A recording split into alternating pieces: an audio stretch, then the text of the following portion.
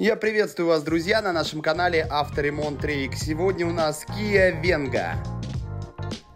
Его хозяина беспокоит стук в рулевой колонке. После диагностики нашими специалистами было принято решение демонтировать колонку, чтобы проверить, что там люфтит. Как всегда, после демонтажа у нас небольшой творческий беспорядок. Далее колонку передаем для детального исследования нашим специалистам. Далее, продиагностировав электрическую часть, мы понимаем, что здесь все в норме. Состояние узлов, как видите, более чем хорошее. Подшипники также в отличном состоянии, ничего не ржавое и не люфтит, как мы видим.